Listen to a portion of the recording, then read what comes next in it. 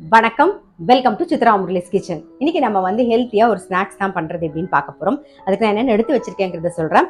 First வந்து ஒரு cup பச்சை பயிறு, ஒரு கப்பு வேர்க்கடலை, ஒரு அரை கப்புக்கு பாதாம் வந்து ஊற வச்சு அதோட மேல் தோல் எல்லாம் எடுத்து ரெடியா எடுத்து வச்சிருக்கேன். அப்புறம் ஒரு அரை கப்புக்கு முந்திரி பருப்பு, ஒரு 5-6 பேரிச்சம்பழம், கொஞ்சம் ஏலக்காய் பொடி, 2 கப்பு நாட்டு சக்கரை. ஃபர்ஸ்ட் பச்சை பயிரை வறுத்துக்கலாம்.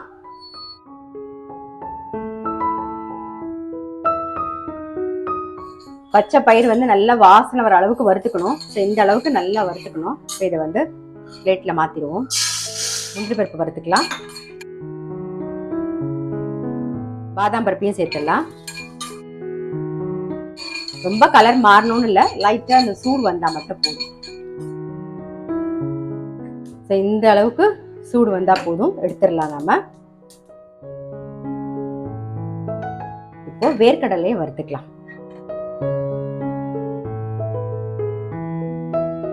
வேர்க்கடலையும் வறுபட்டு ஆஃப் பண்ணிடலாம்.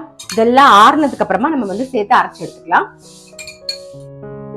இப்போ நம்ம வறுத்ததெல்லாம் நல்லா ஆறெடுத்து அரைச்சிடலாம்.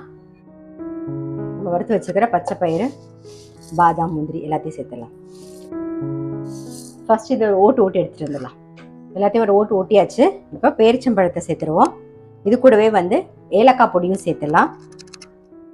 அதுக்கப்புறம் நாட்டு சக்கரை, 2 கப்பு நாட்டு சக்கரை எடுத்திருக்கேன். உங்களுக்கு ஸ்வீட் வந்து எந்த அளவுக்கு வேணுமோ அதை நீங்க பார்த்து போட்டுக்கலாம். இப்போ இதை அரைச்சி எடுத்துட்டு வந்து எல்லாத்தையும் சேர்த்து அரைச்சாச்சு. இப்போ கொஞ்சமா நெய் விட்டு நம்ம உருண்டை பிடிச்சிடலாம்.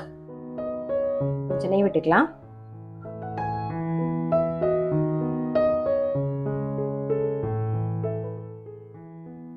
சும்மா சேர்ந்தாப்புல வரதுக்காக தான், ரொம்ப நெய் தேவைப்படாது.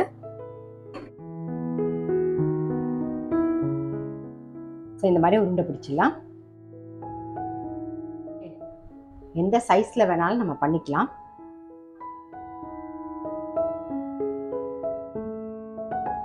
நம்மளுடைய ஹெல்த்தியான பச்சை பயிறு உருண்டை வந்து ரெடி. ஸோ கண்டிப்பா நீங்களும் வந்து ட்ரை பண்ணி பாருங்க. பசங்க ஸ்கூல் விட்டு வரதுக்குள்ள டக்குன்னு பண்ணிடலாம். நாம ரொம்ப சிம்பிள் தான். டெஃபினட்டா ட்ரை பண்ணி பாருங்க. நான் அடுத்த வீடியோல சந்திக்கிறேன்.